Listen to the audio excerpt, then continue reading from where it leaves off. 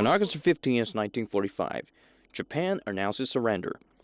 10th month later, the International Military Tribunal for the Far East Court, otherwise known as Tokyo Trials, convened.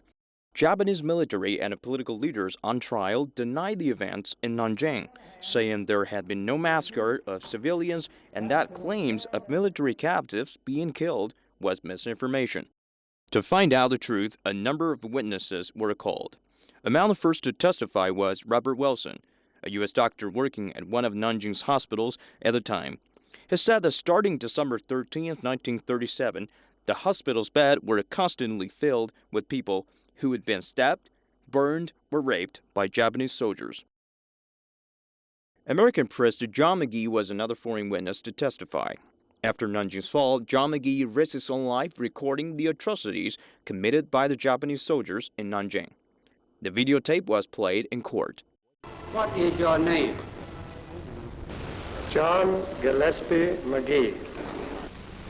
What was the action of the Japanese soldiers toward the civilian Chinese men after they had possession of the city of Nanking on December 13, 1937?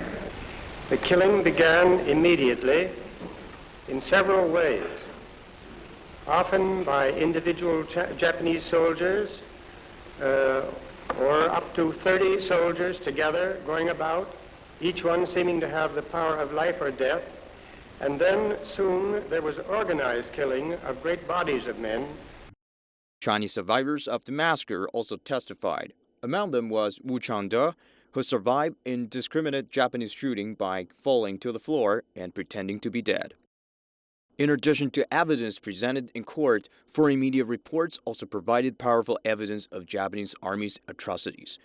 On December 18, 1937, the New York Times published a report by one of its correspondents in Nanjing, titled "All Captives Slain." The report, which described in great detail the brutal acts committed, used the name Nanjing Massacre for the first time. Japanese General Iwane Matsuei faced charges of having ordered the massacre, which he denied. In November 1948, Iwane Matsuei was sentenced to death by hanging.